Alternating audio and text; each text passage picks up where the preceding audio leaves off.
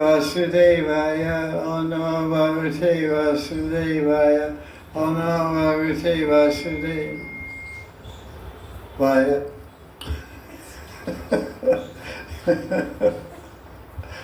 Right, Namaskritya, Shaya, Notron, Devi, Saraswati, Vyasa, Tashodaya, Madhira, Nasta Pradeshu, Vajreshu, Nityam Bhagavata Sevya, Bhagavatamasa, Bhakti Bhavati, Nashtaki, Krishna Sadamo Bhagate, Dharmagana Bisa, Kodasa, Klonasta, Jishamesha, Purnakadana, Sarvedanta Sarami, Shivavatamishate, Sarasamarajurtasa, Danyacha, Sarachi Kosha, Krishna Toya Bhagavata Vivusravashaya.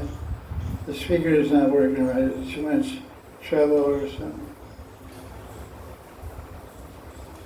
Krishna Toya Bhagavata Vivusravashaya, Pratishaga Pratikshaya, Nahartakaya. Priyamaya Bhagavata Krishna Shriyangata Kanyata Kavi Krishnanga. Let's look at the speaker here. I will. Let's check, I think there's Radhe Sham. Jai Shri Radhe, Jai Shri Radhe, Jai Shri Radhe, Jai Shri Radhe. Jai Shri Radhe, Jai Shri Radhe, Jai Shri Radhe. Radhe, Radhe, Radhe, Radhe, Radhe, Radhe, Radhe. Sounds okay.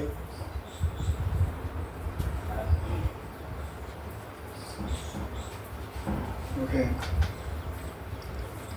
This Saturday, Bhagavatam class, June 20th, 2025, from 4th Canto of Bhagavatam, about Prithu Maharaj. We're in chapter 21. Prithu Maharaj is a Vishnu Bhakta. He initiated in the Kumar Sampradaya by Sanat Kumar, and he's leading the citizens in Dharma according to the Vedic teachings of the Brahmins, and his whole kingdom is very peaceful and happy. Everyone's very pleased with his rulership. So now he gives instructions to his citizens.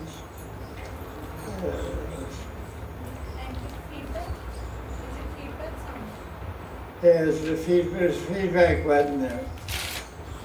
You can see a feedback. I don't know if it's on or off.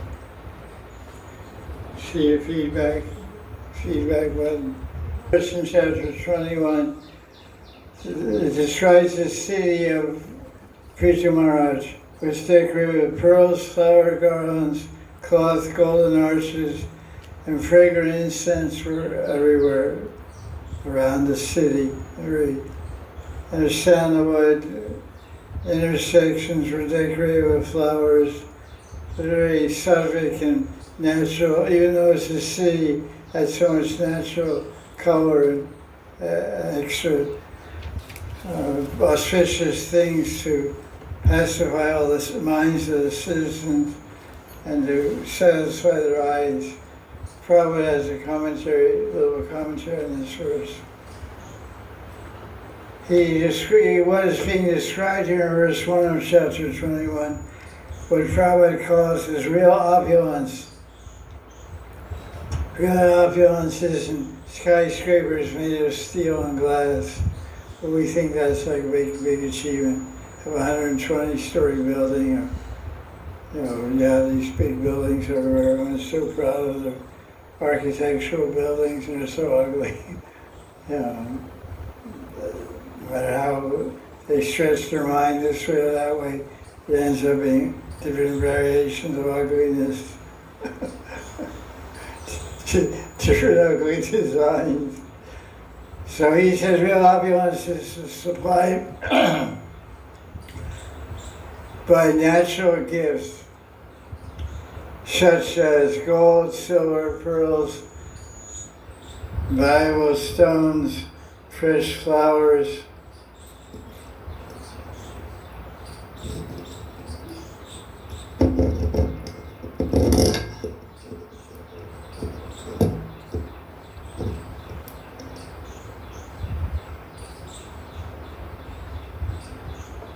I think he was trying to give feedback.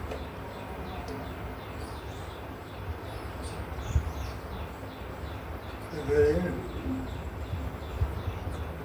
That's right.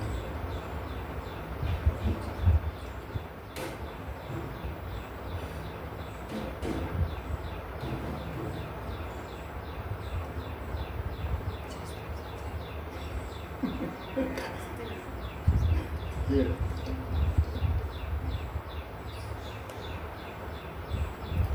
Right. So this is the fresh flowers, trees with silken cloth.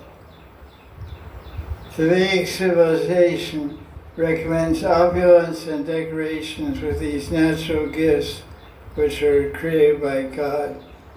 Such opulence immediately changes the condition of the mind and the entire atmosphere becomes spiritualized. King Prithvi's capital was decorated with such highly opulent decorations. So let's see, so it's all about a city, and then verse 4 tells more about,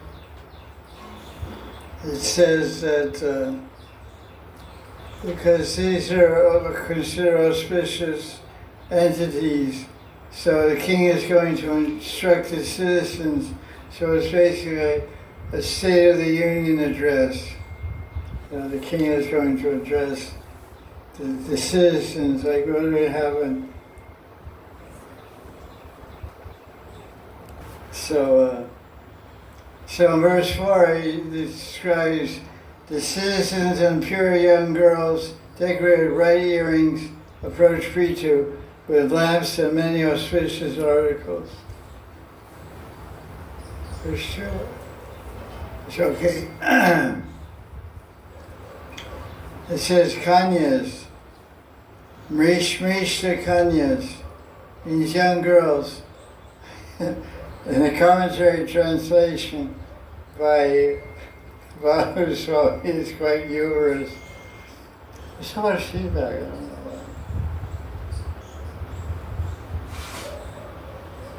why. Yeah, look at it. I think we just turn it down a little bit. Hi.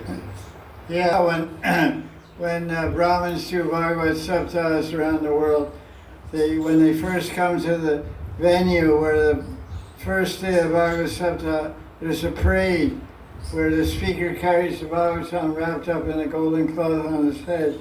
But in front of him are at least 11 kanyas, virgin girls, I guess, supposed to be 10, 11 years old, whatever.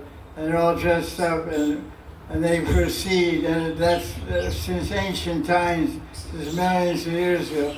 The procession of the king is always led by virgin girls because they're very auspicious. They represent Lakshmi, they represent the consort of Vishnu.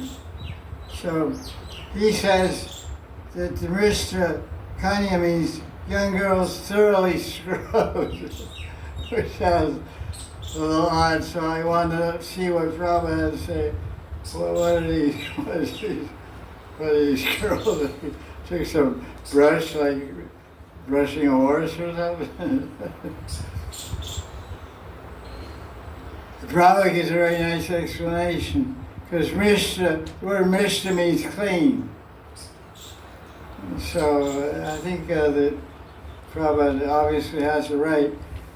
King Prithu was welcomed by unmarried girls who were internally and externally clean and dressed in nice garments and ornaments is considered auspicious. Kumaris, unmarried girls, are considered auspicious members of society. And he talks a lot about it. He said when women are protected as a class, they become an auspicious source of energy. So women are very valuable, very important aspect of peace and harmony in a society. But all that's forgotten now. It's called you. So I just want to make that point that they weren't scrubbed. They were mentally clean and beautifully decorated. That's what it means. Otherwise, right there. Kind of funny translation. Or did you think so?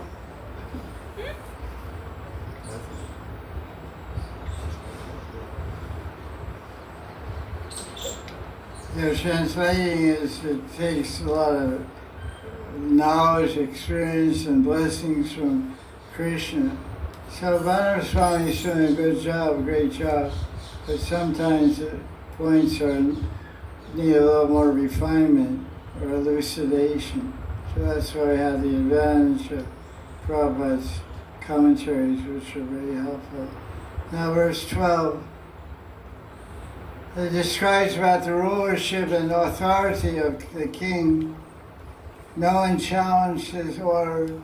He had authority over everyone except the Brahmins and the Vaishnavas. Because in Vedic society, everybody has a boss. The boss of the children is the husband. The boss of the husband is the wife. No, I don't know. Nowadays.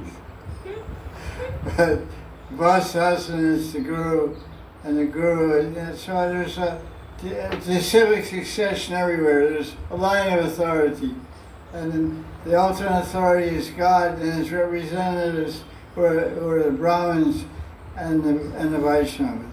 The king is called Naradeva, and the Brahmins are called Bhudeva. So the king is the Deva, he's the God for the human beings, Nara. But the human beings are walking on the earth planet. The earth planet belongs to Krishna, God, Vishnu, and the Bhudeva, the gods of the earth, are the Brahmins and Vaishnavas. So above the king is the advisors, the ministers. He's called the chief minister in India, but in the Vedic times, the chief minister were the Brahmins and Vaishnavas. The king was below the prime minister was below the prime ministers were the Brahmins and Vaishnavas. And the king was second in command. The king is an executor of the will. He's executive branch.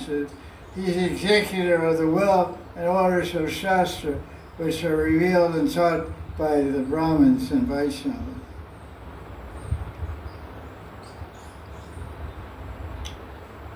Okay.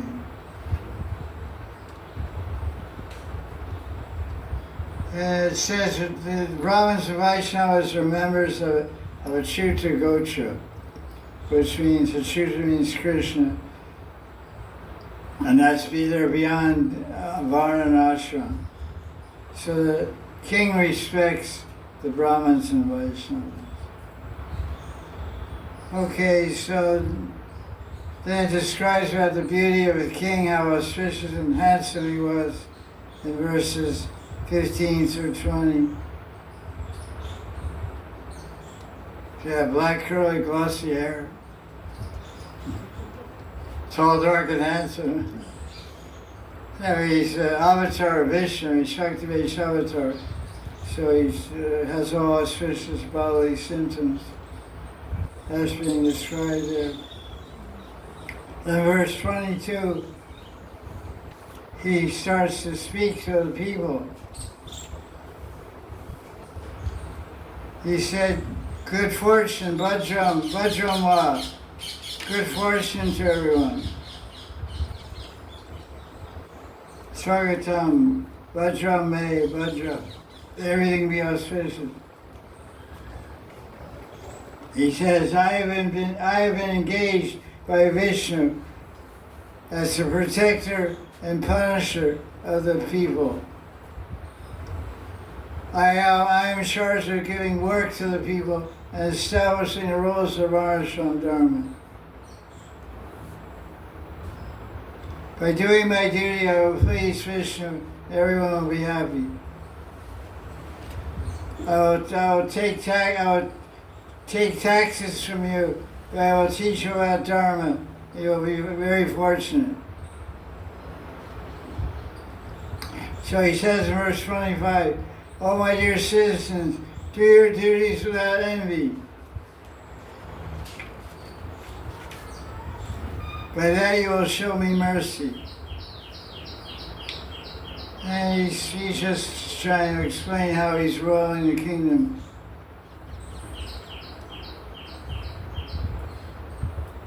In the commentary on verse 26, Krishna says, duties, which means the duties you have according to your position socially and spiritually in society, give their full effect if approved by everyone. The equal result is shared in the next life by the person who teaches the duty, one who does the duty, and those who approve of the duty. So everyone benefits by proper execution of Dharma, that's what it means. Now verse 29, 30.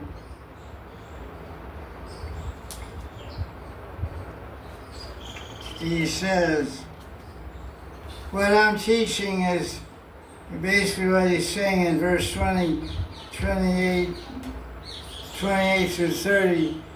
He's saying everything I'm teaching is coming from my ancestors and my dynasty, beginning with Manu, Uttanapad, King Dhruva, Priyavrata, my grandfather Anga, and Vena, my father, and Brahma, Shiva, Prahlad, Bali,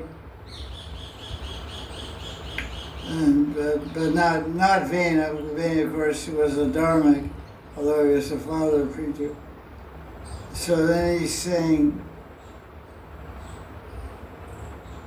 so the whole commentary is about how Prithu's ruling based on the authority of the previous Mahajans and great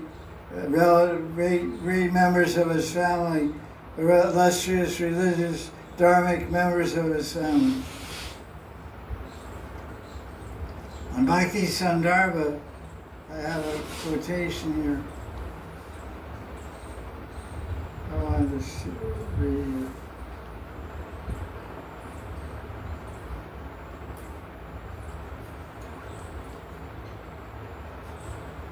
Because Jiva Goswami cites these two verses to make a point.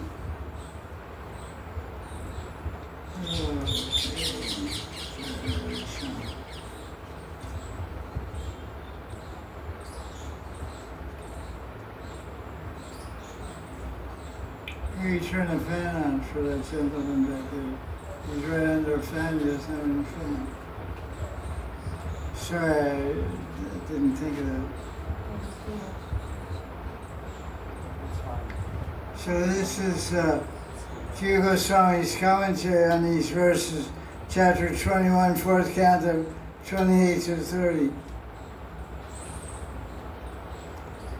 In these verses, Prithu cites the evidence for how he derives his authority and where he's getting his knowledge from.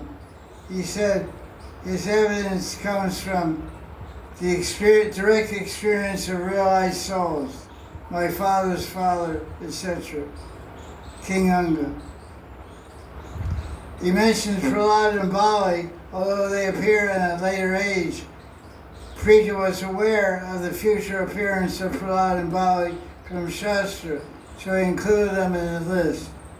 Because there's a list in 6th canto of Srimad Bhagavatam describes Mahajans, 12 Mahajans, 13 I forget.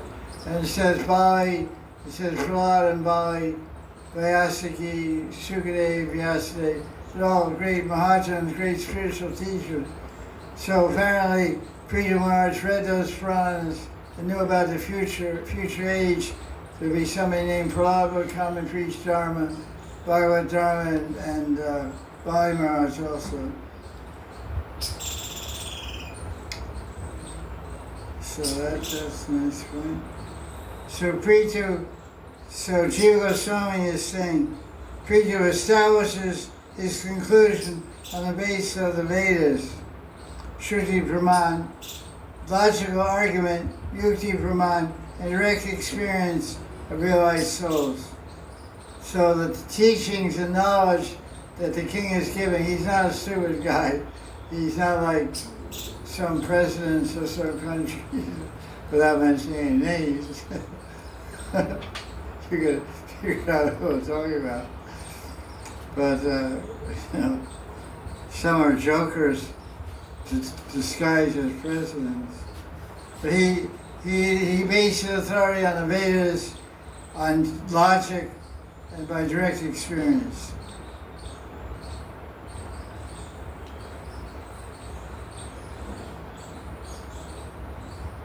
Jiva Goswami is citing these different forms of evidence or knowledge of Shrutis and logic and experience to show that this is how we develop faith in Bhagavan, by studying Shastra and reflecting upon it.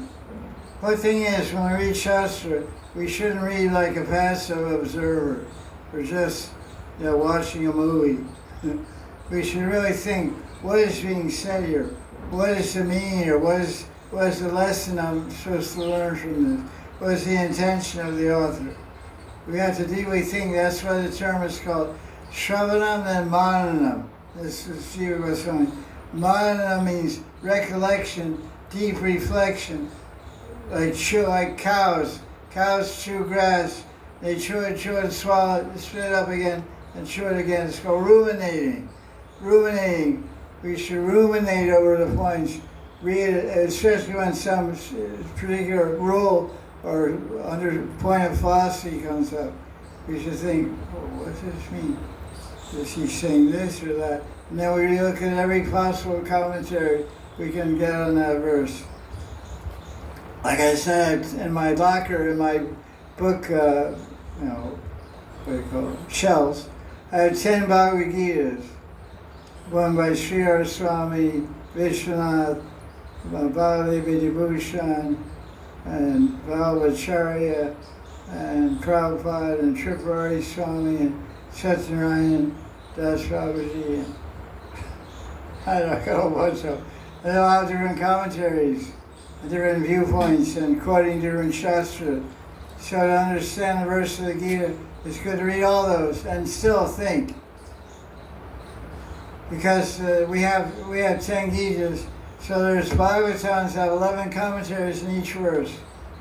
They're written in Hindi, and maybe Bengali also. And there's people who speak Bhagavatam that have those books, the reference books, with 11 commentaries. Prabhupada had that. That's how he gave his commentary. Jiva Goswami's commentary, Sanat Goswami, Sridhar Swami, Vishwanath Chakravarti, Vallabhacharya, so many commentators. So when we deliberate in a Shastra, we'll increase our faith more in Krishna. That's what Jiva Goswami is saying. Okay, let's go on here.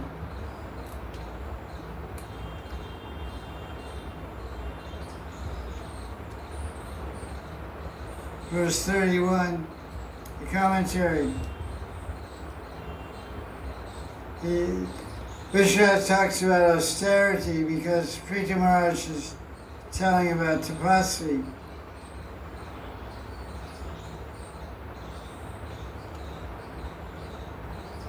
He said, one who gets a taste for serving Krishna destroys the contamination in the intelligence of performance of austerity.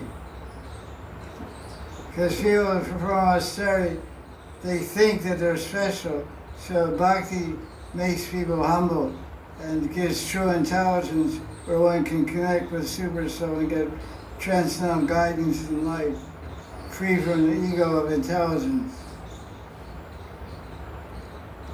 Vishwanath explains, those doing austerities cannot remove the contamination in their intelligence. On the other hand, when there's a taste for serving Krishna by the mercy of devotees, the intelligence becomes pure. That taste increases day by day. That taste is Shuddha Sattva and eternal. I thought that's very interesting. That bhakti is, even during austerity, don't get confused of fasting on Ekadasi. That's the limit of bhakti. That's described in Nectar of Devotion. But artificial austerity for health and all these things, it's also okay, you have to do it. That's also good. But some people, it's the path of, tapasya is the path of yogis. The jnanis often do austerity also. but they get intelligence. I mean, they get this ego that I'm a great yogi, I'm a great tapasvi. I sat on one leg for 20 years.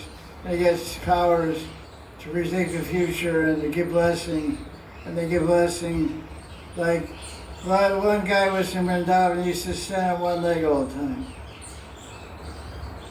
As a tapasya. And I think Hiranyakashipu did also stood on one leg or something.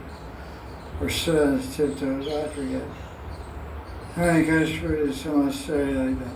So this guy in Vrindavan, yogi, so people would come to him, gamblers would come to him. And they were doing lotteries, they were buying lottery tickets. He said, which lottery ticket's going to win? He would tell the number. And the people would win. They would buy that ticket or whatever. Or bet on that number. So all the goodness and all the people at UP were coming to Vrindavan to meet this yogi to find out the number to win the lottery.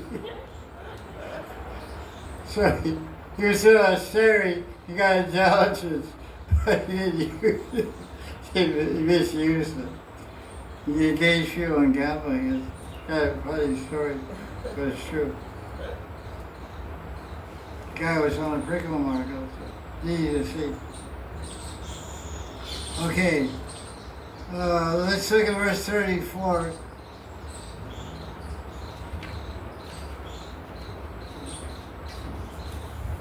He's talking about devotional activities. He says about yajna and sacrifice. He said if it's offered to Krishna, it becomes Vishuddha Sattva, spiritual. Because even though you're doing a ritual or doing a yajna to worship, in Rajagun or Tamagun, worship some devata or some devi, but you offer it to Krishna, it becomes pure eventually, spiritual, by a minor portion of bhakti. So in these two verses, Prithu Maharaj teaches Bhakti Mishra Karma. Karma means you have material desires, you want to do something, get some result for your personal benefit, money or position or name or fame or followers. But because there's some bhakti mixed in it, you're chanting Krishna's name along with the yajna or puja, you're doing Harinam Kirtan plus fire yajna. Many people do that. Doing a fire yajna to Shiva or Indra or someone, they have Hari Kirtan also. They mix the two. So it's a mixture, that's why it's called Karma Mishra Bhakti. So the bhakti element will eventually bring them to pure Vishuddha Sattva platform. There's probably this nice commentary in this verse. I looked it up. We can share that.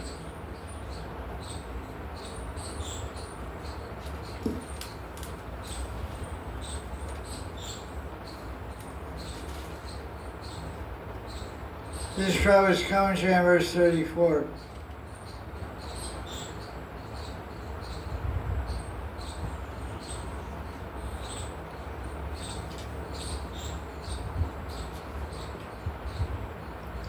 Prabhupada's translation is very clear also, the verse. Krishna is transcendental and not contaminated by the material world. Although Krishna is concentrated spirit without any material variety, for the benefit of conditioned souls, Krishna accepts different types of yajnas and sacrifices performed with various material elements, rituals, and mantras offered to the devatas under different names according to the interest and purpose of the performer. So people are worshiping devatas, but ultimately devata puja is worship of Vishnu, because devatas are part and parcel of Krishna. So Prabhupada quotes Krishna's commentary, which is a lot easier to understand than the one that's here. This is verse 34. Prabhupada says, Vishnu Chakravarti comments, these karma kanda ritual yajnas and ceremonies, although contaminated, contain a touch of bhakti whenever there's a performance of yajna. Why? Because whenever you offer ghee to the fire, you say Om. Om is Vishnu. Om Indrayana, Om Shivaya, Om Durgayana. You have to say Om is Vishnu. So that's bhakti. Om Swaha, Om Swaha, Om Shanti, Om Shanti, Om Shanti. So you get tricked. Because whenever it's the yajna, Vishnu is given the central position. That's why Vishnu is called Yajna Purusha. Yajna Purusha is called Vishnu. Like what's happening, the flame is Agni. You say Swaha. Swaha is the wife of Agni. It's a feminine word. His wife's name is Swaha. Say Swaha and throw the grains and ghee into the fire. And Agni offers it to Vishnu. And Vishnu gives the prasad to Agni. Agni gives prasad to Swaha. Swaha gives the result of the performance. So the Purusha, the enjoyer of the yoga, is called Yoga Purusha is Vishnu. All shastras on Yoga Purusha say Yoga Purusha is Vishnu, not. But the object of the yoga may be Shiva, Durga, Surya, Ganapati, whoever. Swaha.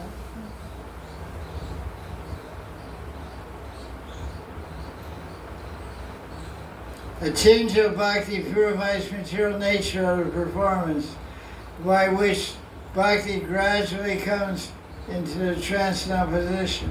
Therefore, although such yagas are superficially material activities, results are transcendental.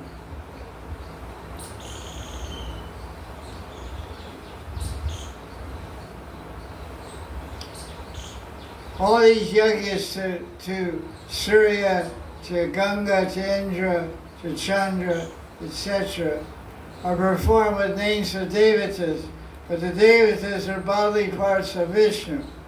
The devatas cannot accept any sacrifice offerings for themselves, but they accept them for Vishnu, just as a tax collector of the government doesn't collect the taxes for himself. Sometimes he does.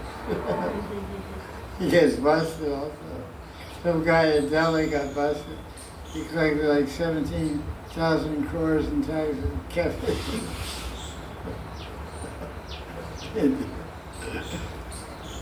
That happened in Chaitanya Leela also. One of the brothers of Ramananda Roy. Ramananda Roy had 5 brothers. And one was named Govinath Padanayak. I think Govinath Padanayak. And the king of Puri was going to kill him.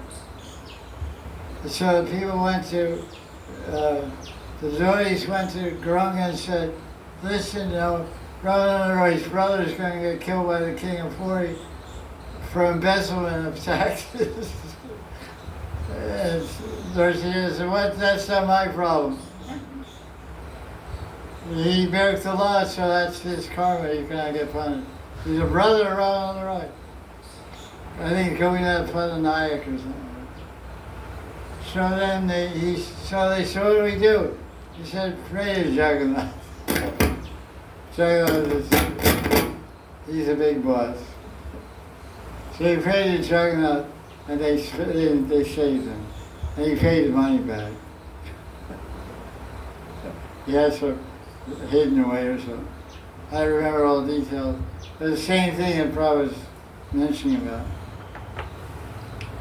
The devatas collect the yajna, sacrifice, everything offered, but they don't keep it for themselves, they offer it to Vishnu.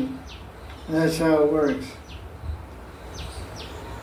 The tax collector doesn't keep it for his personal account, but he gives it to the government. The same way yajna performed with this complete knowledge and understanding is described in Gita as Brahmarpanam. Brahmarpanam Brahmavir Brahmaudno Brahmanahutam Brahmaiva Tena Gantavya Brahma Karma Swananya. What it means is, it's talking about yagas in the 3rd chapter of Gita called Karma. 4th chapter of Gita is called Transcendental Knowledge, I think.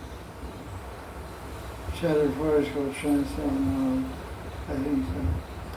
And it's saying that the person who does the yajna is Brahman, the spoon that you pour the ghee in is Ran, the ghee is Ran, the fire is Ran, Vishnu is Ran, everything is Ran, which means everything is spiritual. Because everything is connected ultimately to Vishnu. So Prabhupada's quoting that verse. It's a very nice commentary Prabhupada.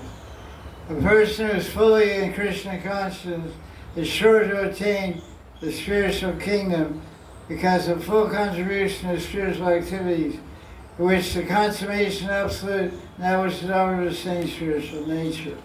That's Prabhupada's translation of Bhagavad Gita chapter 4, verse 24. Arpanam, that which is over is Brahman. The ghee is Brahman, the fire is Brahman, the Brahman is Brahman. Everything is Brahman. Brahma, Karma, Samadhi. So it's all connected in Samadhi, it's all connected to Vishnu. One who does yajna should always keep in mind that all the Vedas say everything is meant for the satisfaction of Vishnu. Okay, that's cool. So let's see, let's go on.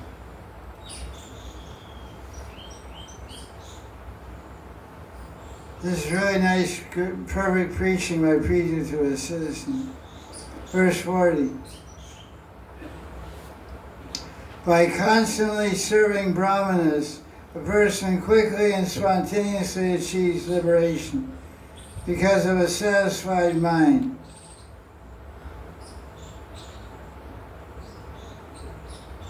The commentary of Vishnu. If we serve brahmanas, there's no need for Agnihotra to worship devatas. By worshiping devatas, we can't get liberation. By constant service to brahmanas, the mind becomes peaceful. And then from that one quickly attains liberation. Let's hear the Prabhupada's commentary. I marked it also. Prabhupada's commentary is really amazing. I haven't read them for years. But now I'm reading Vishna's, going through this Vishna commentary in Bhagavatam and backing up with Prabhupada's commentary. I realize how wonderful and masterful and expert Prabhupada's commentaries are, because we can compare them to Vishnu, who is highly worshipped and regarded. Prabhupada also quotes him also. But his own contributions are phenomenal. So I'm developing great appreciation by this, giving this class. This is text 40.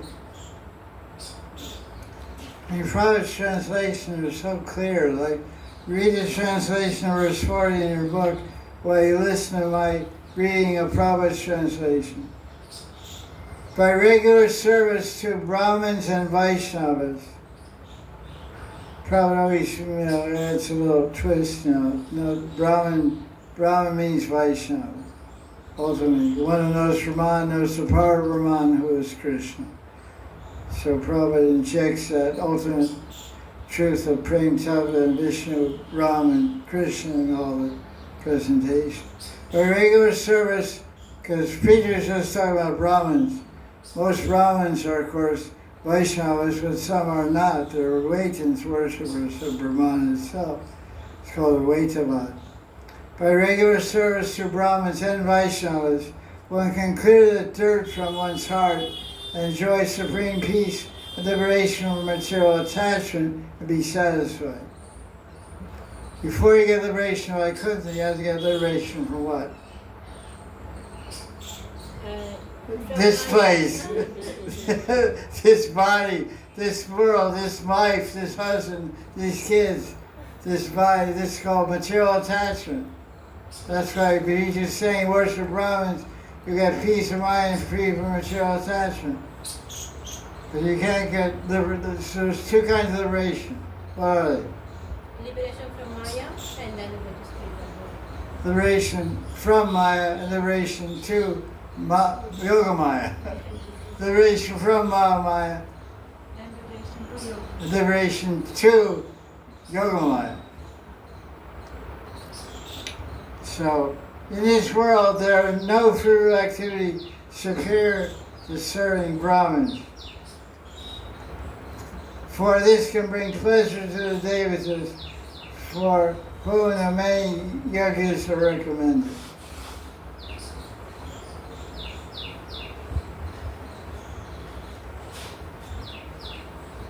Prabhupada's commentary in Bhagavad Gita 265 says, Prasade sarvadukanam hanir asyo pajayate. It's a very interesting verse. If you research BBT Folio, this verse, which I did one time, you'll find that many times when Prabhupada was in his room and visiting different temples in his private room, they would bring a plate of prasadam, a deity prasadam, or what they cooked for Prabhupada and offered to the Thakurji. It was usually a silver plate with silver bowls because that's the way they worship Prabhupada, like Krishna. And so they bring it in, and Prabhupada, when they saw the prasad coming in, he would recite this verse. All the verses about mercy, precise, you can look it up on your phone. You look it up, you don't have a phone. Oh, you have a phone? Look up Bhagavad Gita 265. Because it's not about food. But Prabhupada, because somebody told me that Prabhupada often chanted this verse, well, an old senior devotee told me Prabhupada chanted this Gita verse. It's like 30 times in folio, 30 times around the world. Prabhupada chanted this verse when he saw prasadam. Although we usually say Mahaprasada Govinde, that's a verse also from the Shastra, glorifying Prasad and Vaishnavas and Govinda. But he quoted this verse, and with the idea that by taking prasadam, but what the verse actually means, well, you have it there? Read it out. No, I don't need the translation. For one thus satisfied in Krishna consciousness, the threefold mysteries of material existence exist no longer. In such satisfied consciousness, one intelligence is soon well established. Yes, so it's just about satisfaction and intelligence. Because the word prasad means satisfaction, means happiness. Yes, prasad, Bhagavad prasad. If the Guru is satisfied, then Krishna be satisfied. That's Guru Vastakam, last prayer. Yes, prasad, Bhagavad. So prasad, but Prabhupada took prasad to mean food. So it says, yes, it says prasadi sarvadukam hanir asyo bhajayate. Hanir, what's hanir mean? What does it say? Destruction. Like honey means killing. Yeah, honey means honey. So one gets victory, all misery is destroyed. When, like what? Mind, what's the cause of that? What's the verse say? On achievement of the causeless mercy of the Lord. Yeah, so when you get mercy of Krishna, then all your misery is destroyed. So it says, Saraduk, Suk and Duk. Duk means misery. Sara means all misery is destroyed. So Prabhupada said, when he saw prasadam coming, he said, oh, prasadam is coming. All my misery is being destroyed. He said it like a joke.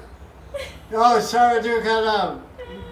And it says, Hanir, it says, Asya Upajayate. Asya means quickly. Upajayate means victory. Quickly we conquer misery by taking prasadam. Which is true. When we're hungry, we're in a bad mood, and we have pains or aches, so we eat some ice cream or chocolate or whatever, and we feel okay, relief. We feel some happiness.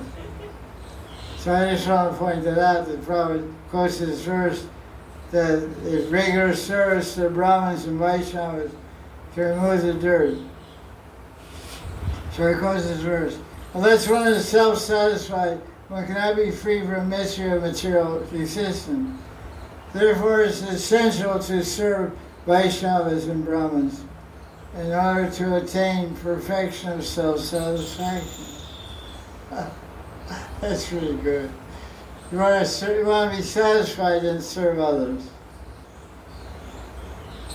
Because Nartandas Thakur Asha. Tandir Charana Se Bhakti Sanivas Jami Jami Haye Abhilash. My only aspiration, birth after birth, is to serve, live with the Vaishnavas and serve their feet. Charana Se Bhakti Sanivas.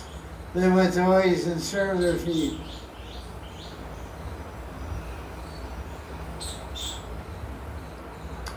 Okay. The spiritual atmosphere can be maintained only by living in a society of devotees, by serving the order of the Guru.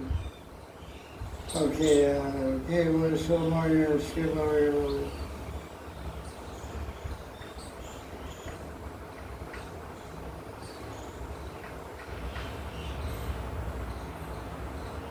Once you take shelter of the Guru and serve him, for such activity will greatly help the neophyte to take full satisfaction.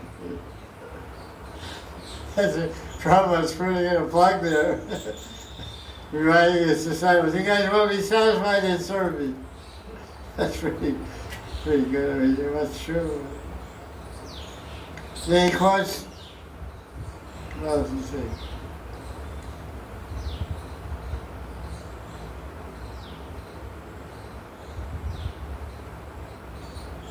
Okay, that's that. Let's see what other verse we look at. Okay. Priya Maharaj is really giving a big class here, teaching all us. Look at verse 52.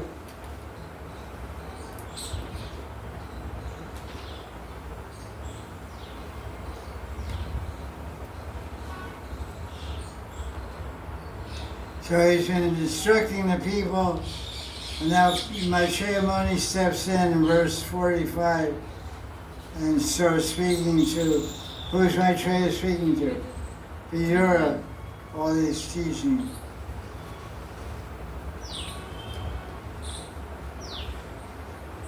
He says that Hiranyakashipu entered hell because of criticizing Vishnu, but he was delivered from hell because of his son Prahlad. So you guys are going to deliver your fathers and mothers. Of course, we're not going to hell anyway, but most of them are pretty good people.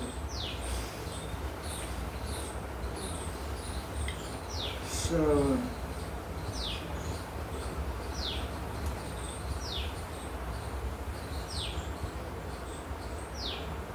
now the people reply to Prithu. Prithu has been preaching to all the citizens.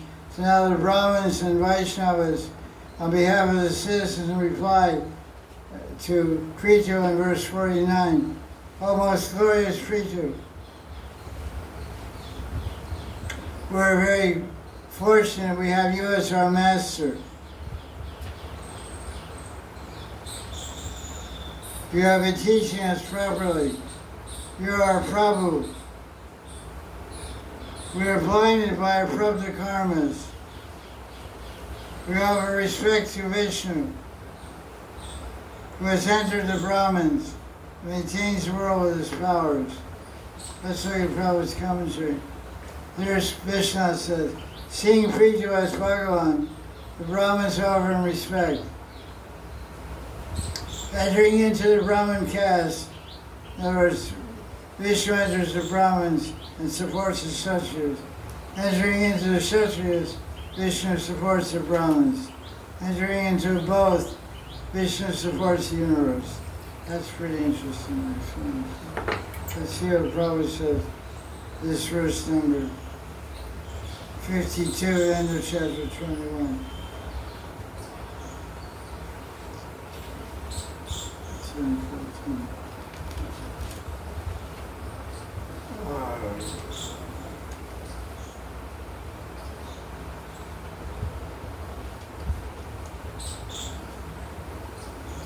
There you go in there.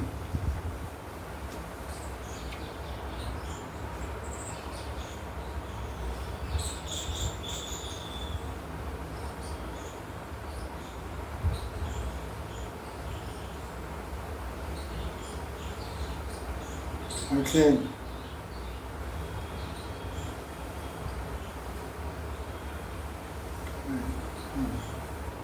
Okay, what verse 42, right?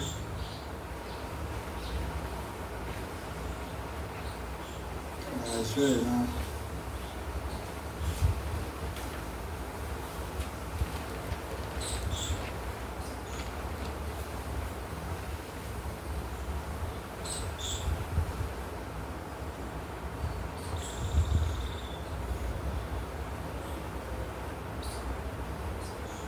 Just talks about, Prabhupada's commentary describes how Priti was situated in the pure transcendental position as a pure devotee. But he acted as a Kshatriya to benefit the human society, to give protection to the entire world by his strength as a king. He was a Kshatriya, but he was a Vaishnava and also initiated with the Brahma Gayatri, because Brahmins, Vaishyas, and Kshatriyas receive Brahma Gayatri. He's not a Brahmin by caste, but he had Brahma Gayatri. So he's a spiritually situated person. He could give proper instruction to the citizens and really protect them. Okay, I guess we'll start the next chapter. 22. Prithu Maharaj meets the four Kumaras. Prithu Maharaj is initiated by the four Kumaras. So here his Guru Sanat Kumara teaches Prithu. In the chapter 21, Prithu taught the citizens. Now his Guru came and taught him. Just like I'm teaching you, my Guru taught me. So it's like goes like that. And verse 20. Chapter 22, 4th Canto, verse number 2. The four Kumaras are described as Siddheshwara. They're controllers of mystic cities. They descended from the sky.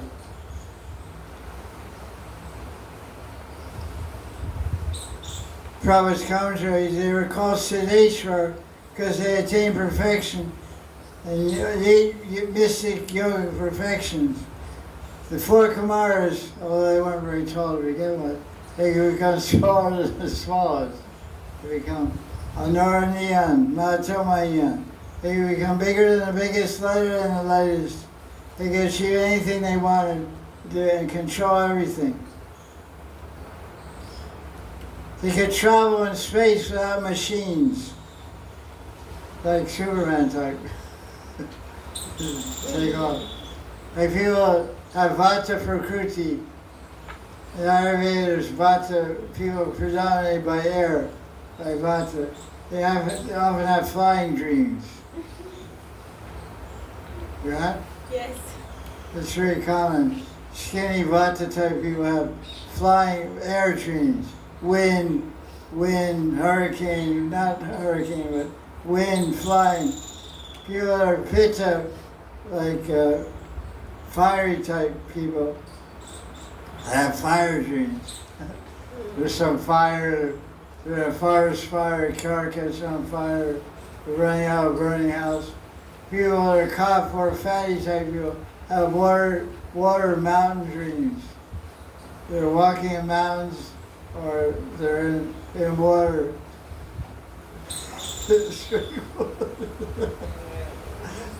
Swimming or floating in water. I had so many flying dreams, like thousands of them. I'm flying like Superman, you know. Sometimes I see like landscapes of like other planets, like really far out dreams. I can remember having this in my life. Flying over mountain ranges, all beautiful colors, and kind of like psychedelic trees. I don't know, maybe they were created artificially. I don't remember. But I have distinct memory of that. Now I don't have any dreams, I'm too tired. I just circle. You have to have a little fashion in a dream. When you're ignorant, when you're good ignorance, don't dream. So After 50 years of bhakti, I've achieved total ignorance. I close my eyes, I don't see anything, I don't remember anything. Here we go. Generally. So look at this verse number 2. We're reading commentary. There was 4 Kumars were spacemen. They could travel out machines. There's a planet in the universe known as Siddhaloka, where people travel from one planet to another without vehicles. Everyone's talking about seeing UFOs, but people on other planets don't even need a UFO. They don't need an object. Whatever people say about unidentified flying objects, UFO, it's always some disc or some kind of thing that people have pictures of. But they never see some guy just flying along, you know. But that's what they are. They don't need any contraption is take off at will, you know. Like a bird. Bird doesn't need to get in the machine to fly. It's made to fly. It flies. It's a flying machine itself.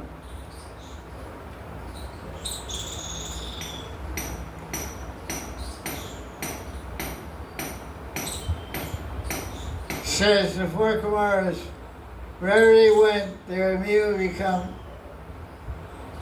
Wherever they traveled, that place would become sinless.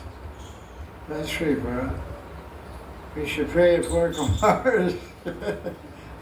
Come to our house and take all our sins away.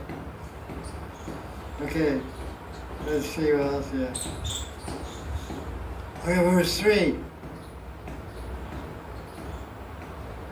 This is a very interesting point about behavior. When the 4 Kumars were little kids, they're like, I don't know, Kumar age, like 5 years old. When they entered the assembly of the king and his followers, Brahmins, ministers, advisors, etc., king and all his entourage stood up and King Prithu stood up to show respect. There's a verse from Mahabharata in the commentary about Sadachar, proper Vaishnava behavior. When a senior person approaches, the life hairs of a younger person automatically move upwards in the body. There's Pancha Pran, 5 life hairs in the body. Some go down, some go up, some go around, some go, I don't know, different direction. Downward is called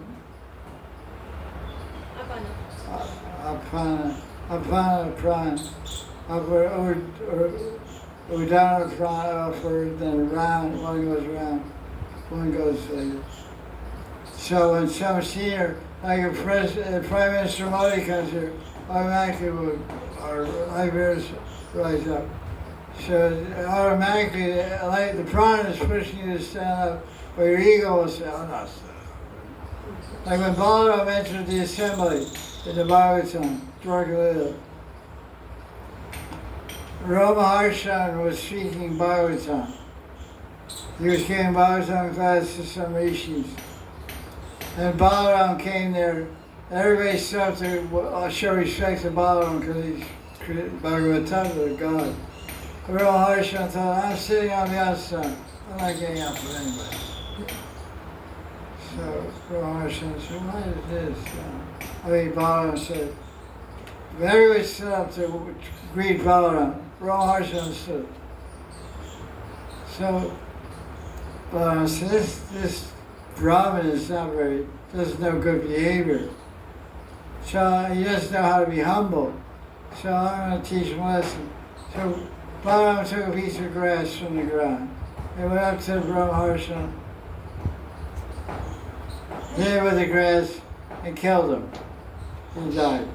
And all the Brahmins in the assembly said, wait a minute, who's going to speak the Bhagavatam? So then Brahma Harshan had a son. His name is Brahma Harshan Sutta. For sure he's called Sutta Goswami. So Sutta Goswami continued to speak to Srimad Bhagavatam. Brahma Harshan Sutta, who briefly is called Sutta. So preacher didn't want to get bumped off by a piece of grass. So he stood up. Then Vishnu says, if one doesn't stand up when a senior approaches, one decreases one's lifespan. That's interesting. Maharaj says that. The senior comes and you don't stand up. I don't like that guy. Then you become, you lose, you get punished, your lifespan increases. It's interesting because people that do palmistry, you read the lines in the palms, you go to a regular palmistry person, they'll see your lines will change over time.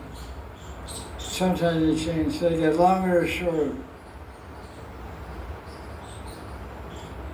So at birth, you have lines in your hand, and you go to palmist, so say your lifeline says you live to be 80 years old. You go 5, 10 years later, the lifeline may be increased, maybe longer. How did it increase? Because you did all kinds of bhakti, all kinds of punya karmas and religious things, and somehow your life increased.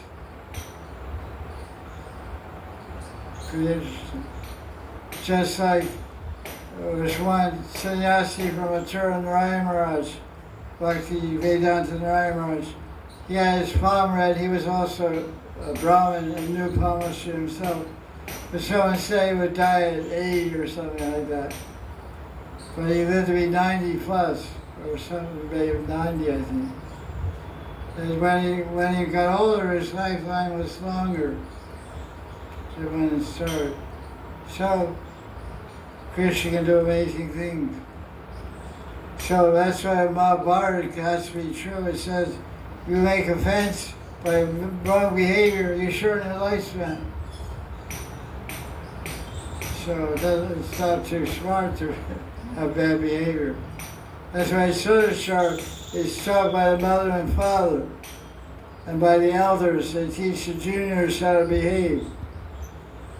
But nowadays, younger people don't listen to older people. They reject authority, think they know it all because they know AI and stuff, so they think they're smart.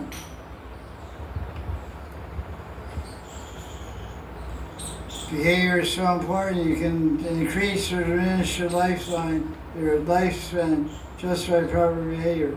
That's quite an amazing commentary there. Take note of that. What does it mean? It means behavior can make you healthy, make you sick, make you live long, make you live a shorter life.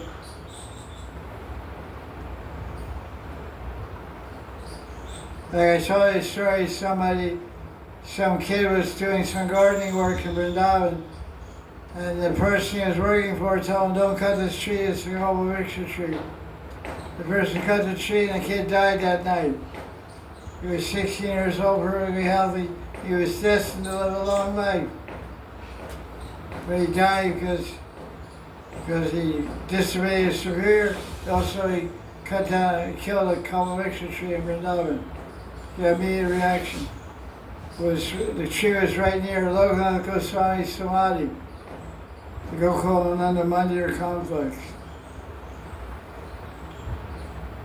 I heard about it. I saw the tree also. So behavior, you have to. Ignorance is no excuse.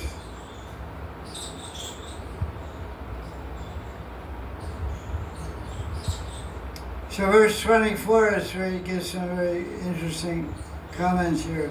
This is teaching us not Kumara. The Kumaras are one of the Mahajans mentioned in the 6th Canto of Bhagavatam. Yamaraj describes in that verse, Kumara,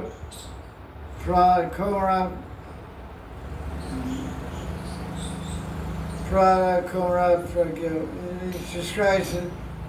The Mahajans, and he mentioned the 4 Kumaras. So here the 4 Kumaras and 4th Canto are giving shiksha to King Prithu, verse 24. How to get attachment, how to develop attachment to Krishna. By being non-violent, by practice, by having peaceful mind, by tasting the sweetness of Krishna's Leelas, by practicing rules and regulations, yama niyama, by giving up material desires, by not criticizing others, by living simply, and by tolerating dualities. What is all these qualities, these behaviors are? The achara of a Paramahamsa. That's in the verse line. There's the Paramahamsa Acharya. Paramahamsa Acharya. Achara means behavior. You see it? Verse 24, Paramahamsa Acharya. It's Paramahamsa, then Acharya. Acharya means teacher, one teacher. Acharya means behavior, conduct.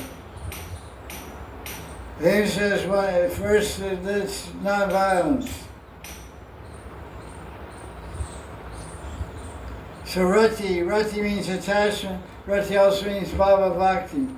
Baba Bhakti appears by tasting the sweetness of Krishna Lila. I have a gift for you after class.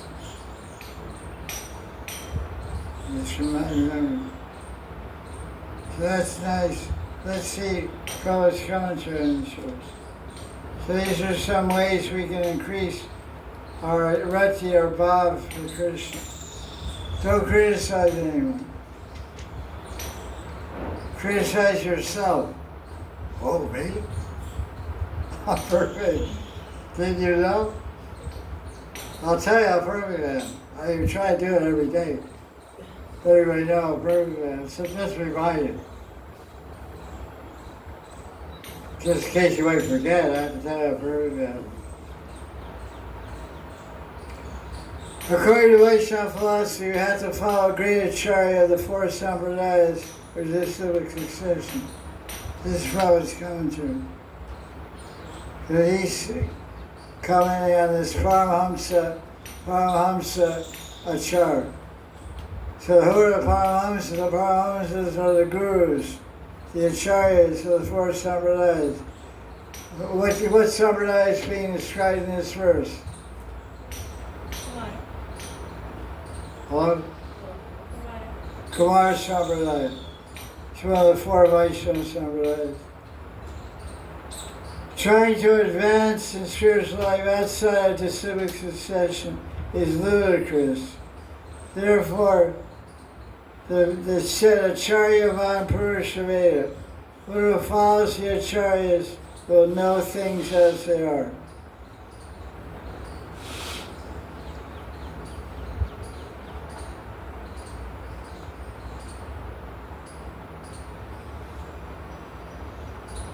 Smritya is in line 1, Smritya Mukunda. Smritya Mukunda Charita. Charita means the life activities, means activities of Mukunda, remembering them. Smritya means Smriti, Smaran. Remembering Krishna always. We should arrange our life in such a way we can always think of Krishna. We should live in Krishna. That's interesting, Prabhupada says this. We should live in Krishna.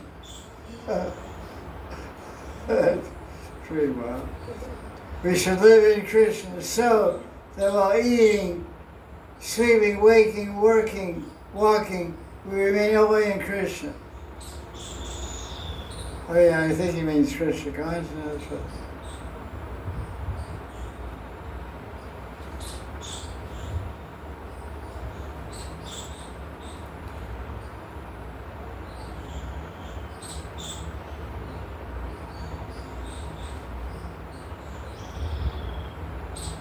Oh, it's a very long commentary. It's a beautiful commentary. It's a little hard to read all, but it's really, so he's got simple living. He comments on each word of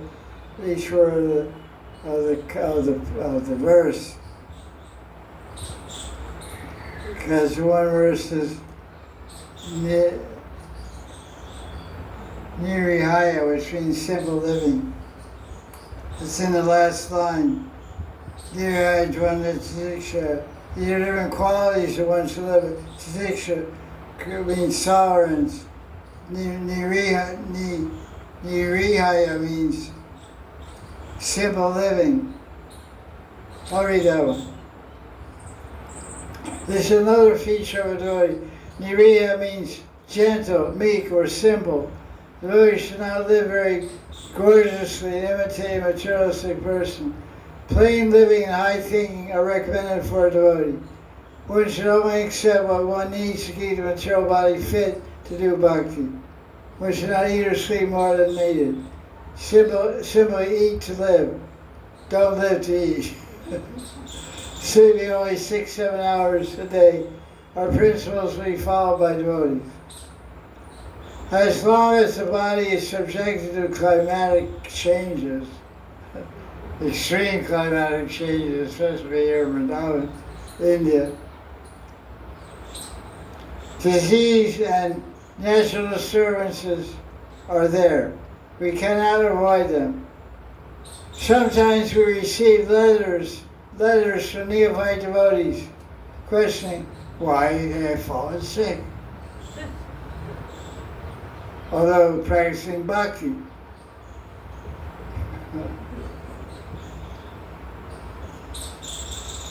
They should learn from this verse that to become tolerant.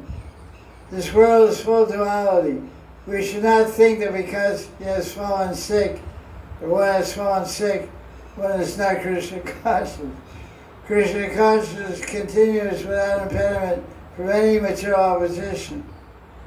Krishna therefore says in Gita, Arjuna, tolerate all these disturbances, be fixed in your Krishna conscious activity. Carry on.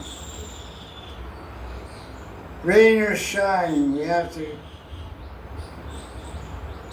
keep going. So you've ever going hard down, being rained on, going snow, rain, wearing gloves, playing Mridanga, playing gloves. Here in Italy, you don't know about that. But we're in New York, New Jersey, going hard down, playing Mridanga with gloves. Boom, boom, boom. Oh, freezing cold, rain, soaking wet, shining in the rain. People thought we were crazy, and we were. We are. We still are. What to do? Okay. Okay, let's see what else is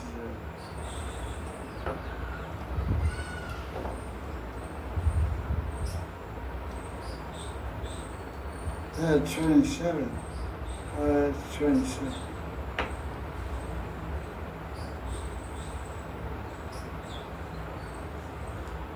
That's about a subtle body. Look at 26.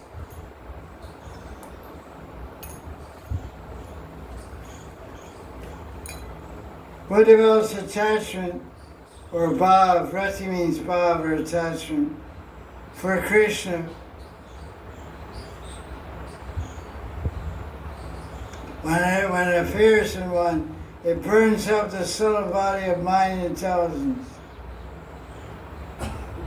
So when it becomes full of bhav for Krishna, the subtle body burns up. Prabhupada's commentary on this.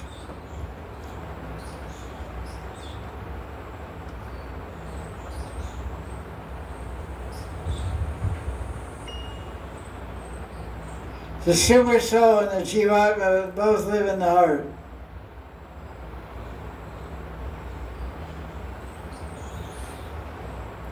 As fire comes out of wood, and by it the wood is completely destroyed, similarly, when a living entity becomes attached to Krishna, he becomes like fire. Blazing fire burns up the subtle body.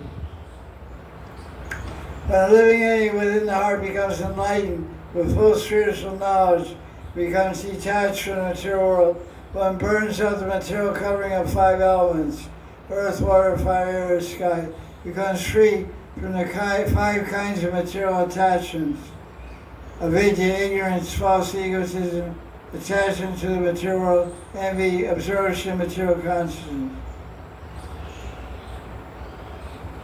These are 5 coverings of the living entity. It's Avinivesh Asvita, Avidya Avinivesh Asvita. Hatred. What do you think? Hatred. Yeah, hatred, envy, hatred, whatever. But I forget it's Sanskrit. Avidya Asvita. Avidya Asvita. Can't remember his name.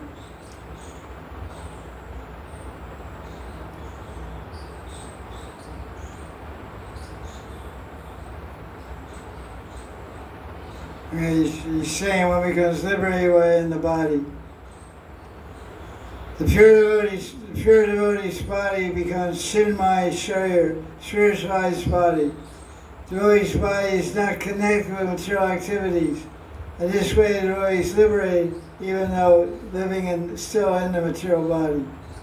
Yesya Haridasye Karmanama Sagira Nikalasha Vyavastasu Jivan Mukta Sushite. It's called Jivan Mukta. You're living in the body, but you're liberated from material energy. Because you're only absorbing Krishna. Okay, let's see. Look at verse 28.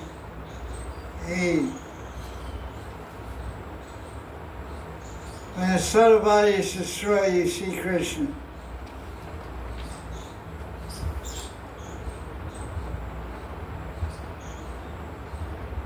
Prabhupada's translation of 28, you can read 28 in your book.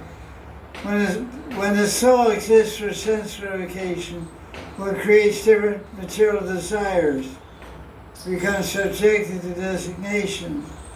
But when one is fixed in a transcendental position, one is not interested in anything except fulfilling Krishna's desires. Prabhupada's commentary. Being covered by material desires, a spiritual soul is considered covered by designations by a particular type of body, considers oneself man, woman, animal, bird, beast, etc. It's influenced by false egotism.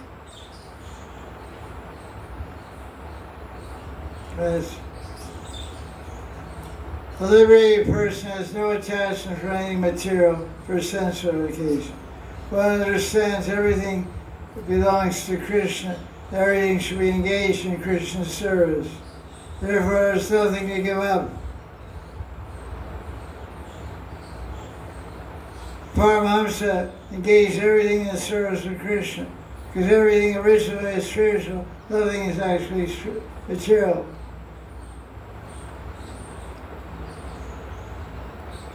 He says that the spiritually advanced soul sees Krishna in everything. He sees Krishna in everything, everything in Krishna. That's enlightened being. Look at verse 29. The last part of the commentary. When the subtle body is destroyed by bhakti, the pure jiva attains a body of pure knowledge and bliss by the power of bhava, rati. What is that body called? Siddhaya. One then tastes the beauty of the Lord, who has a spiritual body, a bliss, Aishwarya and Madhurya. Such is wrong by his senses. This is the result for a devotee. So when we realize our Siddhaya, then we can realize the sweetness and power and beauty of Krishna. That's what he's saying. And all kinds of Sakamara taught, preach all kinds of Abhatava again throughout this chapter 22. It's just what's the difference between the body and soul. That we show everything to Krishna, perform our duties without attachment.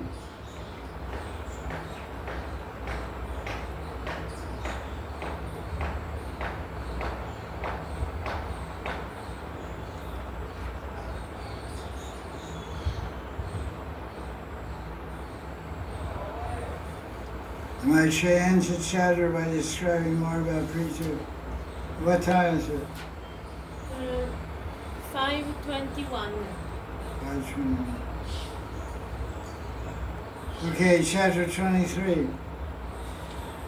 We sort of try to do 3 chapters a day, every Saturday.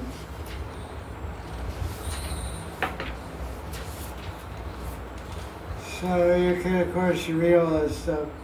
We're just highlighting certain points as commentaries. This is like an overview of Bhagavatam, basically. There's chapter 23. Maharaj Prithu goes back home. That's a little bit of the idea that we were there before idea. But the chapter says Prithu attains Vishnu.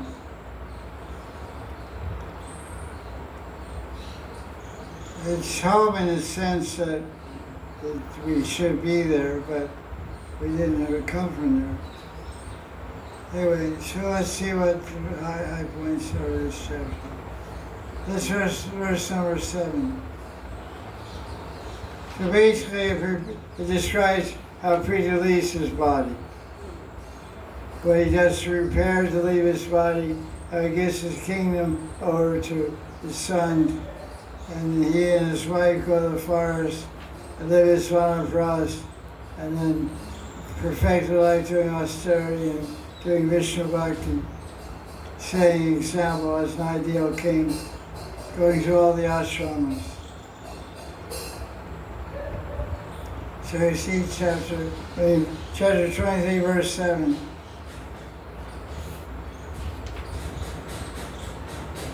He did Panchagni Brat. Panchagni Brat means you go to the forest, you make fire in 4 directions. And you sit in the midday sun from 11 o'clock in the morning till 3 o'clock in the afternoon. So the sun above that is 5. So all around fires are burning, you're sweating, so you're getting detached from the body. That's in verse 7. He was showing people how to do austerity of Vanapras life. Because Grihastha life is for enjoyment. So you do all this enjoyment, you rack up all the sins, misdeeds. So then when you become Vanapras, retired life, you're supposed to counteract all that with austerities. Most austerities described in Puranas are meant for Grihasthas, because 99% of people are Grihasthas. Like Chaturmasya Brat is specifically meant for Grihasthas. We're supposed to do all austerities to counteract their money-making, cheating, lying, and so many sins they do as Grihasthas for making money and just living in society, lying, cheating, etc. Which are types of sins, which has to be atoned for. So he set the example, because he also took all the sins of the citizens. If any citizens made any sin, the king is responsible for 1/6 of the sin. So kings have to do all this Vanapras. So he dressed in bark and all that kind of stuff. It describes all that.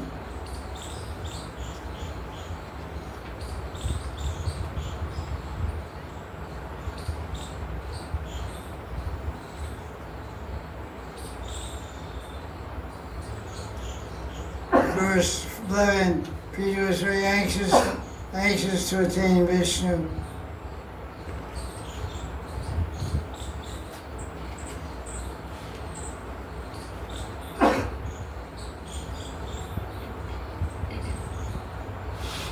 You see, I'm not seeing Krishna directly by my bhakti.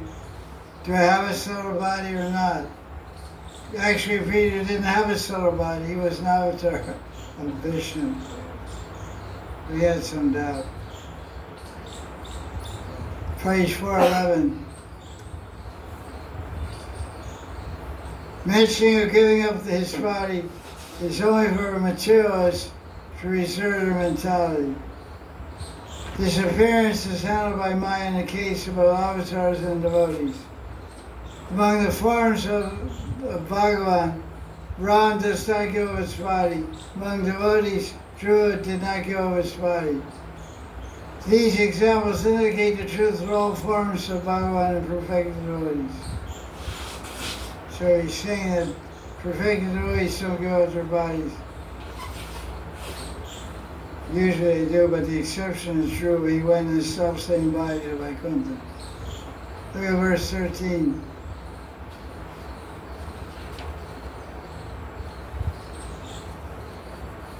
Krishna says, giving up the body this time, becoming my pure spirit of Dea, let me immediately go to Vaikuntha and serve Vishnu. This is the eagerness of Prithu. He fixed his mind on a spiritual form, and he attained his own spiritual form and left his body. So this indicates what we should do at the time of death. We should meditate on our Siddha. The commentary in verse 14 talks about the chakras.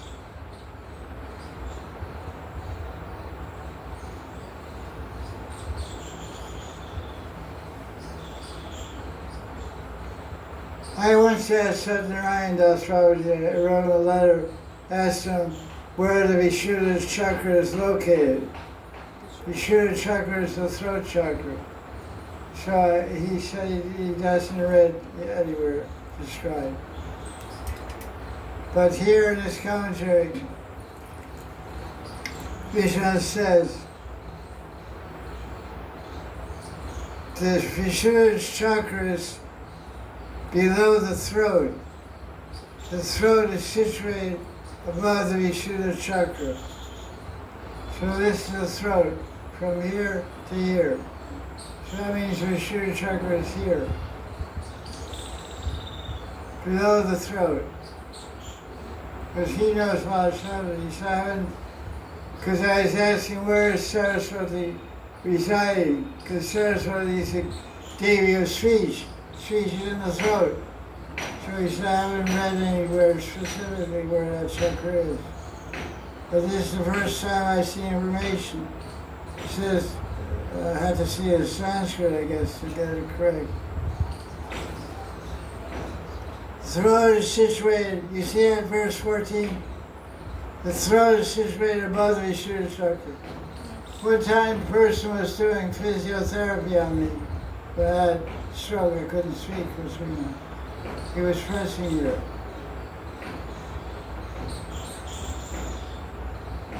I mean, of course, it's not a physical thing in chakra.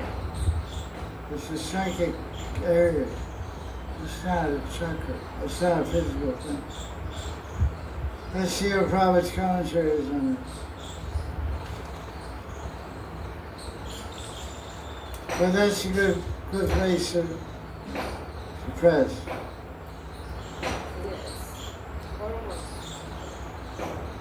This. What are you saying? What's right?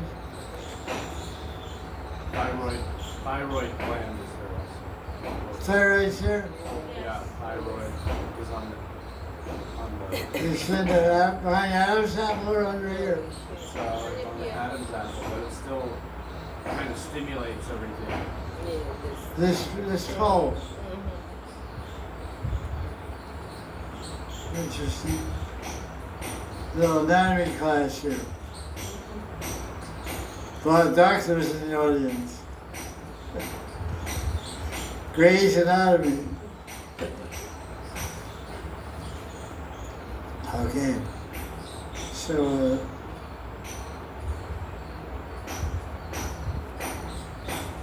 those who are in Bhakti Yoga can go to Krishna without practicing Mukta Asana. Well, that's a good deal. Because it says he said Mukta Asana. You see here? It's described. I think it's a couple verses before that.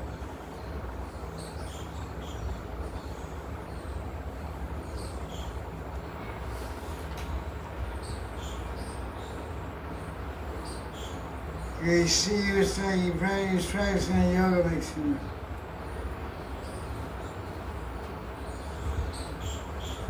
I read it somewhere.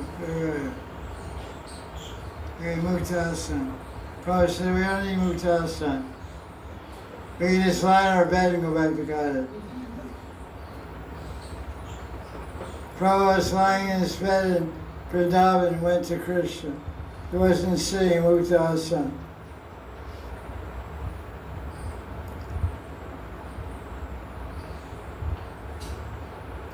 Muktasana.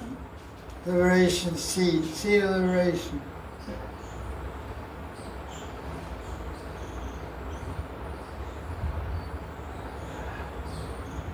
Muktasana. That's cool.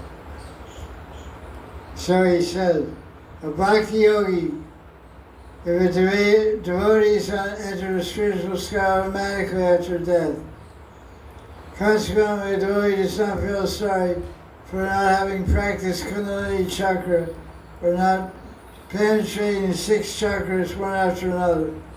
Preacher rose his Shakti went through roses, but through all the chakras, went out the hole in the top of the head, Brahmarandra, like a yogi.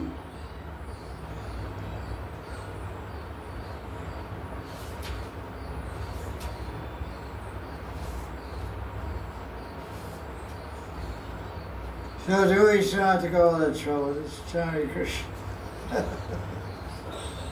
Things are a lot easier. Just like we can chant. Lord Chaitanya says in the Chaitanya Bhagavatam, Kaite Surte, Krishna Nam Lao. Whether you're eating or sleeping, take Krishna name. You can eat, chant Hare Krishna. You can sleep, chant Hare Krishna. You can lie down, go back, go to the spiritual world. You walk, go to the spiritual world. You read a kirtan, go to the spiritual world. So that's all the time. That's so difficult. Krishna makes it easy, somewhat easy. Okay. So the Muladhara Chakra, verse 17. He immerses, the Gita is probably like a yogi. He immerses all his sense objects in the ether and the air and the ether and the sky and water and the fire and the earth and all this stuff. Prabhupada's commentary.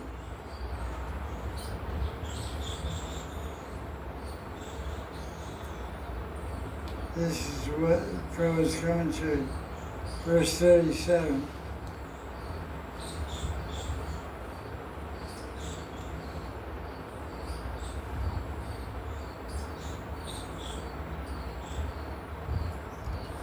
The creation is arranged that cause and effect follow one after the other. The merging process involves amalgamating the effect with the original cause. Since the ultimate cause in the material is the Mahatava, everything gradually wound up and amalgamated within the Mahatava. This may be compared to Vaidism, but this is the process for cleansing the real spiritual mind or consciousness. When the mind is completely washed of all material contamination, the pure consciousness acts. The sound vibration from the spiritual sky automatically cleanses material contamination, as Mahaprabhu said, Chaitanya Marjana. We only have to chant Hare Krishna mantra to cleanse all material contamination. This may be considered the summary of this difficult verse.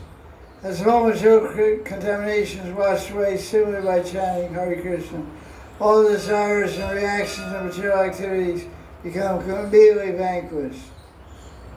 So he's emphasizing, forget all this complicated yoga system. Just chant the Maha mantra, and he writes all mantra here. One can gloriously, I like the way he said it, really nice ways. One can gloriously become freed from all material contamination by the simple process of chanting Hare Krishna. Just as the material world has its beginning in material sound, similarly, spiritual life has its beginning in spiritual sound vibration. In the Upanishad, it's called Anavriti Shabda. Anavriti Shabda. Everything begins with sound. Everything begins with sound.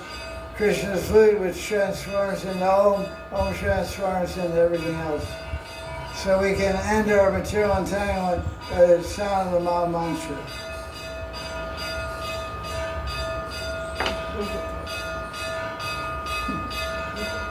Confirm.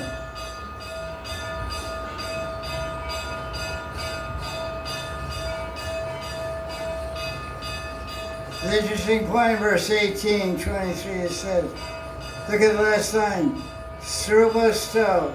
What does that mean? Situated in Swarupa. Sto means stali, stan, means situated in the spiritual Siddha. You're situated in a spiritual body. So you didn't have to worry about all this. About its nature is already self-realized.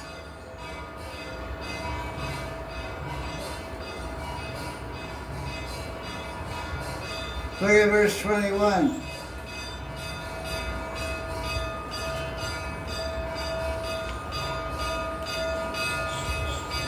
Archie, A-R-C-H-I.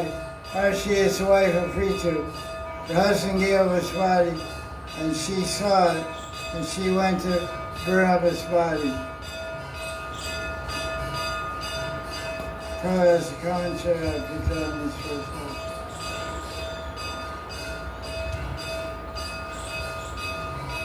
Oh, on this verse here, this comment through stuff, probably has a commentary on that.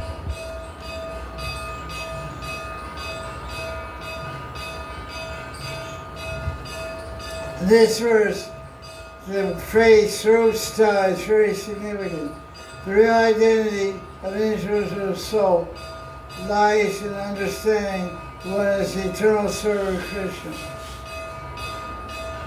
This understanding is called Srupa Labdhi, which means attaining your Siddha Srup, which means to understand one's actual relationship with Krishna. This understanding of one's spiritual position is called Srup Labdhi. Labdhi means Loba. Loba means to attain, to acquire. To acquire Srup. That's really cool. But when it attains that stage, one can understand how one is related with Krishna as a servant, a friend, or a conjugal lover. This stage of understanding is called Sruvsta. Prithu Maharaj realized this truth completely, and it will be clear in the later verses that he personally left this world in that spiritual body by riding a chariot set from Vaikuntha. Sruvsta means complete liberation. It says in the second Canto Bhagavatam, chapter 10, verse 6, Hidvanyata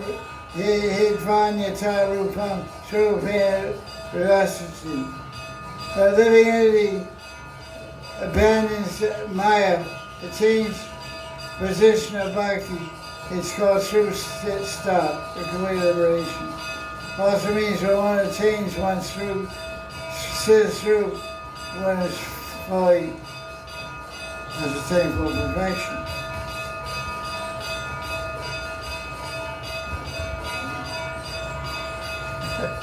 Quite a lot of sound here.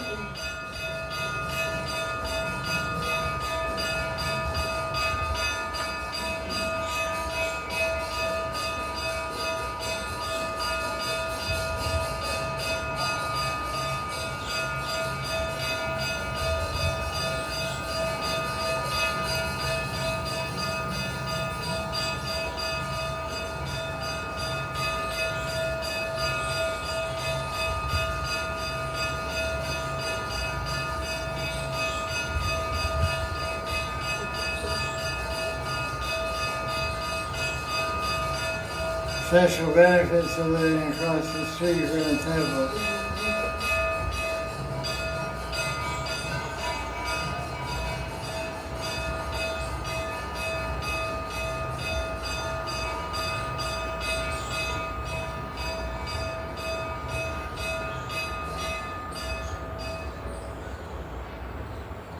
Jai Jai Shri Radhe.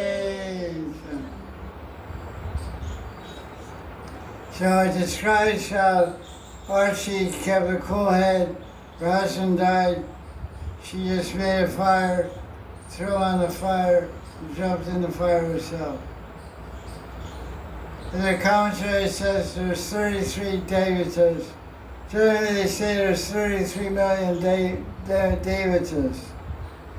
But here is only 33 listed. Why? What's the difference? There's 12 Adityas. What are the Adityas? The son of Aditi. They're forms of the sun planet. 12 Adityas. Dras Aditya Tila. Krishna climbed up to the top of the hill and warmed himself up in Vrindavan. The Madan temple is on Dras Aditya Tila. Tila means hill. Dras means 12. Aditya means a 12. So there it's written 12 Adityas. 12 forms of the sun planet. 8 Vasus, 11 Rudras, and 2 Ashwini Kumaras. So we add that up, it becomes 30. So how do you get 30 million devatas? Because each one of these devatas has a million expansion. There's 12 million Adityas, there's 8 million Vasus, there's 11 million Rudras and 2 million Ashwinis. 33 million devatas. Okay, verse 26.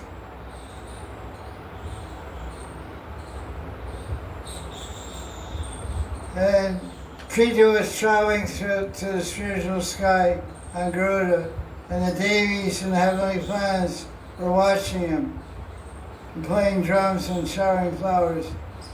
And all the Devis, the wives of the Devatas said, "Where's his wife?" Because the girls were worried about the girls. You know? And they said, "Hey, there she is. She's in a hot rod behind." She had her chariot behind him, a little slower. She was flying. So look, it's a Maharaj has a little commentary on it.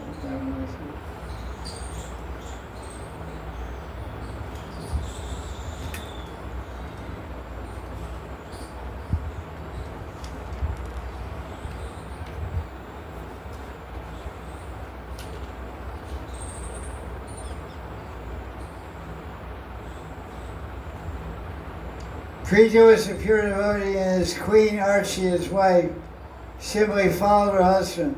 They both can be considered pure devotees.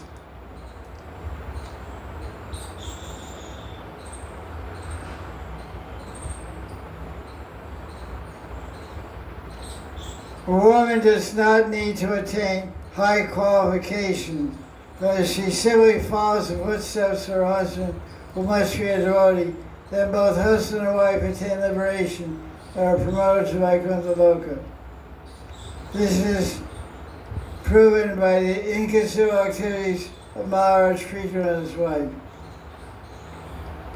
So Prithu did all the austerities, all the yagas, all the pujas, and his wife simply served him and assisted him.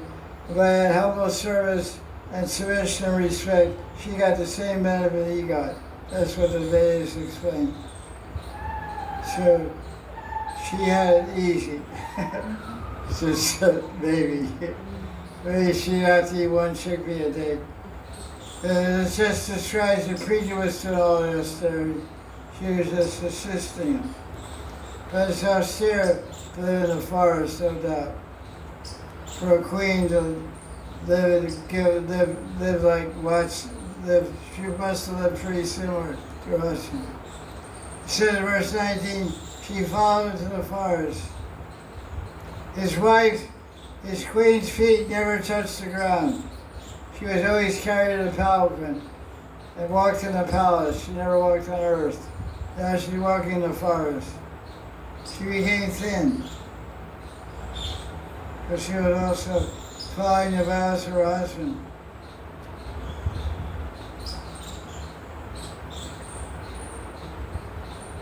So she is a great Vaishnavi also.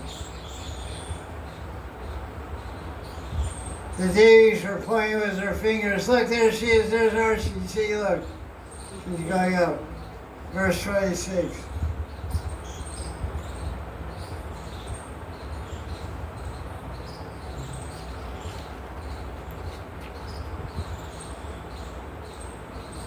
He said, don't look at the fire. She's not burning over the fire. That's just her body. She's over there in that chariot going to Vaikuntha. That's just her old body. She's not there. She's over there. They look at the fire. She's over there. Oh, she's there. Well, what's what? There's old shell bodies running out, but she's flying in a chariot to Vaikuntha. It's nice coming to her.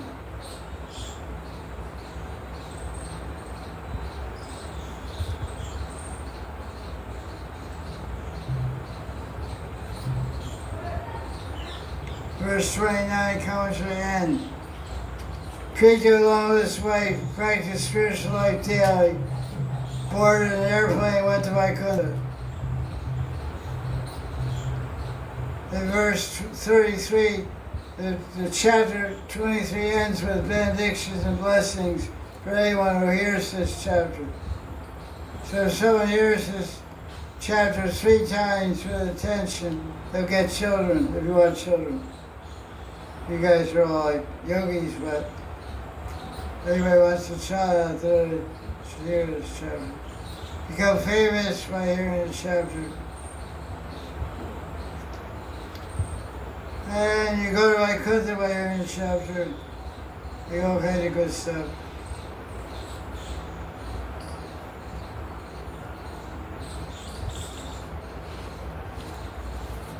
Now we develop pure bhakti also.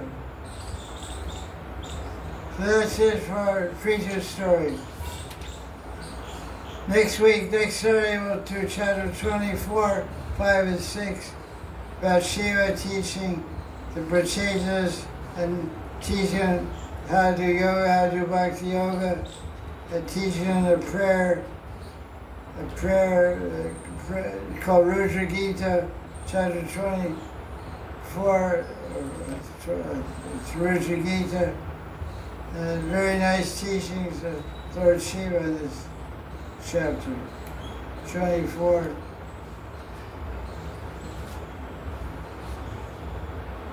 So 24, that's it.